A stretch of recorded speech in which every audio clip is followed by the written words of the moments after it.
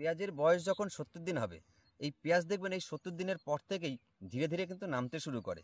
আর তারপরে যখন দেখবেন 95 দিনে এসে পৌঁছায়, তখন দেখবেন পেঁয়াজ কিন্তু প্রায় 50% কিন্তু নেমে যায়। আর এই যে 80 থেকে 95 দিন এর মাঝে কিন্তু আমরা একটি সেচ ব্যবস্থাপনা রাখবো, তার সঙ্গে কিন্তু সার এবং কিছু স্প্রে কিন্তু আমরা রাখবো।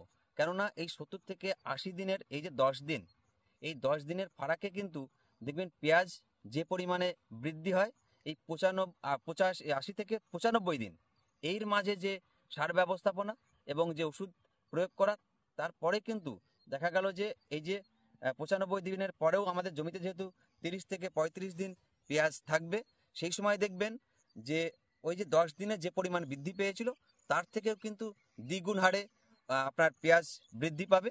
আর তার সঙ্গে দেখবেন পেঁয়াজের ওজনটাও কিন্তু দ্বিগুণ হারে হবে। আর পেঁয়াজের যে কালার, সেটি অন্যান্য চাষি ভাইয়ের থেকে আপনার পেঁয়াজের কালারটাও কিন্তু আকর্ষণীয় হবে। এবং দেখবেন আপনার বাজারে গিয়ে আপনার মালের চাহিদা অন্যান্য কৃষক বন্ধুদের মালের চাহিদার থেকেও দ্বিগুণ। তো আমরা এই যে 80 থেকে 85 দিনের মাঝের যে সার ব্যবস্থাপনার কথা বলছি, এই সময় দেখবেন পেঁয়াজ কিন্তু তার যে কোষের বৃদ্ধি ঘটায়, কোষ কিন্তু সেই সময় বৃদ্ধি পায়, আস্তে আস্তে ধীরে ধীরে কিন্তু পেঁয়াজও কিন্তু ফুলতে শুরু করে। তো আমাদের কিন্তু সেই সময়তেই কিন্তু আমরা এই যে সার ব্যবস্থাপনার কথা বলছি, সেই সময় কিন্তু গাছের কিছু কিন্তু খাদ্য উপাদান প্রয়োজন হয়। তো সেই খাদ্য উপাদানগুলোর মধ্যে দেখবেন সেই সময় প্রয়োজন হয় ফসফরাস, ক্যালসিয়াম, নাইট্রেট, আর তার সঙ্গে পটাশ এবং ব্রোনের কিন্তু প্রয়োজন, ব্রোন। আর এর পাশাপাশি আমাদের কিন্তু সেই সময়তেই যদি আমরা মনে করি যে আমরা খুব তাড়াতাড়ি পেঁয়াজগুলোকে বড় করব, তাহলে কিন্তু আমাদের পিজিআর কিন্তু সেই সময় ব্যবহার করতে হবে। এবার আমরা কোন সারের সঙ্গে কোন সার একসঙ্গে মিশিয়ে প্রয়োগ করব সেচের আগের মুহূর্তে, এবং সেচের পরে আমরা কোন সার বা কোন ওষুধ স্প্রে করব, সেই সমস্ত বিষয় নিয়ে আজকের ভিডিওয় আমি অমৃত, আমার ইউটিউব চ্যানেল কৃষি সমগ্রে আপনাদের স্বাগতম। কৃষক বন্ধুরা, দেখুন আমি কিন্তু আপনাদেরকে দেখিয়েছিলাম যে আমি আমার একটি জমির পেঁয়াজ কিন্তু তুলে বাজারে বিক্রি করে দিয়েছি, আর সেটি কিন্তু দামও কিন্তু খুব ভালো পেয়েছি। আর সেই ওই জমিতে কিন্তু আমি বিভিন্ন সার ব্যবস্থাপনা রেখেছিলাম, তার সঙ্গে কিন্তু পিজিআরের ব্যবস্থাপনাটাও রেখেছিলাম। তো দেখুন আমি একটা পেঁয়াজ আপনাদেরকে দেখাই।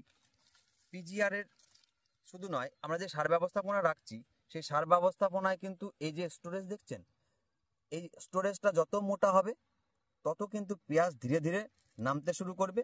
এবং পেঁয়াজ কিন্তু এই যে এখন যা দেখছেন, এখনও কিন্তু 30 থেকে 35 দিন থাকবে, এই পেঁয়াজ কিন্তু এখনও এর দ্বিগুণ কিন্তু বৃদ্ধি হবে। এই যে 90 থেকে আপনার 80 থেকে 90 দিনের 95 দিনের যে সার ব্যবস্থাপনা রাখার কথা বলছি, যদি আমরা এই সার ব্যবস্থাপনা রাখি, কারণ আমার আগের জমিতে যে জমিতে আমি বিক্রি করেছি সেই জমিতে কিন্তু আমি সার ব্যবস্থাপনাগুলো রেখেছিলাম।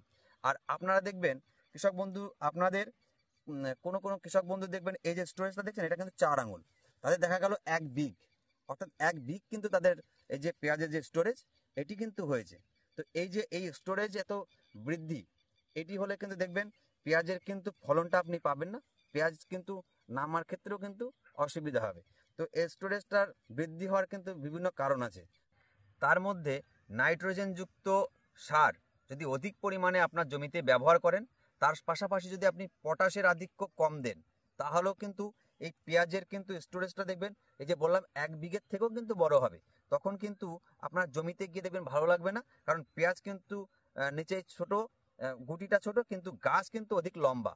তো এই যে নাইট্রোজেনযুক্ত সার অধিক পরিমাণে ব্যবহার, এর পাশাপাশি আপনি যদি ঘন ঘন জলসেচ দেন জমিতে, অর্থাৎ জমিতে একবার জলসেচ দিলেন, তারপরে আপনি মানে জমির রস থাকতে থাকতেই আপনি আবার যদি জলসেচ দেন, তাহলেও কিন্তু এই যে এই স্টোরেজের যে লম্বার ব্যাপারটা এটি থাকবে, গুটি কিন্তু খুবই ছোট হবে, এরকম ধরনের পেঁয়াজ কিন্তু আপনি পাবেন না। আর এছাড়াও দেখা গেল আপনি জল ধরিয়েছেন, কিন্তু আকাশ থেকে দেখা গেল বৃষ্টি শুরু হয়ে গেল, মানে জমি জো ধরতে আপনার দীর্ঘ কয়েকদিন সময় অধিক পরিমাণে লেগে গেল, তখনও কিন্তু এই জমির পেঁয়াজের কিন্তু স্টোরেজটা আপনার বৃদ্ধি পাবে। এই হচ্ছে পেঁয়াজের স্টোরেজ বৃদ্ধি হওয়ার কারণ।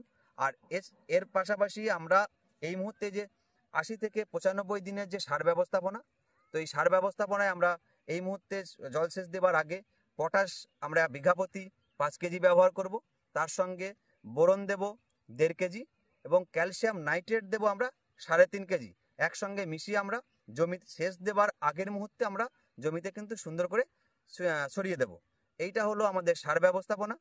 এরপর জমি যখন ধরবে, জলসেচ দেওয়ার পর যখন দেখবেন আপনার পা দাঁড়াচ্ছে, ঠিক সেই সময়তেই আপনি কি করবেন, 0050 পটাশিয়াম যে সালফেট, এই পটাশিয়াম সালফেট এটি কিন্তু আপনাদের জমিতে স্প্রে করবেন বিকালবেলা করে 15 লিটার জলে 45 গ্রাম করে। তারপরে কিছুটা একটা পাত্রে ভিজিয়ে রেখে তারপরে কিন্তু জমিতে স্প্রে করে দেবেন। এর সঙ্গে কিন্তু ব্রোনও স্প্রে করতে হবে। ব্রোন যেটা আমাদের ভারতবর্ষের জন্য দেখবেন পাওয়া যায়, ইয়ারাবিটা বার্টাক, যেটি আমি আমার রসুনের ক্ষেত্রে কিন্তু ব্যবহার করেছি। আপনারা ওটি ব্যবহার করতে পারেন 15 লিটার জলে 20 ml।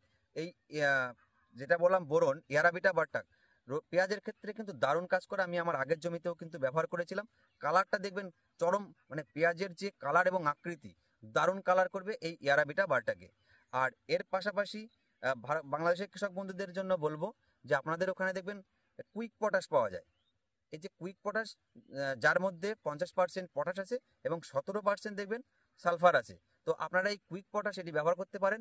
প্রতি 15 লিটার জলে আপনারা 45 গ্রাম, ওই ভারতবর্ষের যেমন 45 গ্রাম ব্যবহার করা হচ্ছে আপনার 0050, আপনাদের ওই কুইক পটাশ আপনারা 45 গ্রাম 15 লিটার জলে বিকালবেলা করে সুন্দর করে স্প্রে করে দেবেন। আর তার সঙ্গে মানে আলাদা করে কিন্তু স্প্রে করবেন, একসঙ্গে করবেন না। বোরন হচ্ছে সলু বোরন পাওয়া যায় বাংলাদেশের কৃষক বন্ধু আপনাদের ওখানে। আপনারা এই সলু বোরনটি 15 লিটার জলে 30 গ্রাম এটি আপনারা বিকালবেলা করে সুন্দর করে গাছগুলোকে ভিজিয়ে দেবেন। আর যে সকল কৃষক বন্ধুরা আপনারা মনে করছেন যে আমরা খুব তাড়াতাড়ি পেঁয়াজগুলোকে বাজারে তুলবো, অর্থাৎ খুব তাড়াতাড়ি বড় করব, তাহলে আপনাদের ক্ষেত্রে বলবো পিজিআর ব্যবহার করতে। তো পিজিআর এর ক্ষেত্রে পেঁয়াজের জন্য দারুণ কাজ করে।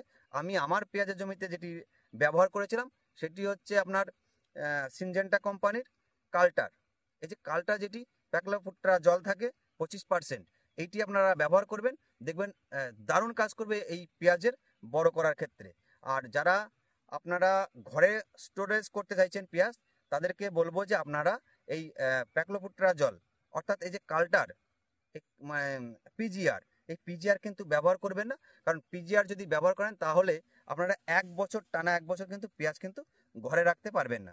তাই যারা স্টোরেজ করতে চান, আমি সেই সকল কৃষক বন্ধুদেরকে বলবো আপনারা পিজিআর থেকে দূরে থাকুন, কারণ পিজিআর কিন্তু জমিতে ব্যবহার করবেন না। আর যেহেতু আমাদের পেঁয়াজ এখনো 30 থেকে 35 দিন জমিতে থাকবে, তাই আপনাদেরকে বলবো আপনারা ইমিডিয়া ক্লোরোপিড গ্রুপের কীটনাশক ব্যবহার করুন। আর তার সঙ্গে কিন্তু ছত্রাকনাশক একটি ব্যবহার করতে পারেন, কারণ গাছগুলো যেহেতু সবুজ রাখতে হবে, এখনও আমাদের 30 থেকে 35 দিন থাকবে। এই ছিল আজকের আমার এই তথ্য আপনাদের মাঝে তুলে ধরার, আমি যেগুলো ব্যবহার করেছি। আর আজকের এই ভিডিওটি যদি আপনাদের ভালো লাগে তাহলে লাইক করবেন, কমেন্ট করবেন। আর যদি নতুন হয়ে থাকেন তাহলে নতুন নতুন তথ্য পাওয়ার জন্য সাবস্ক্রাইব করে সঙ্গে থাকবেন।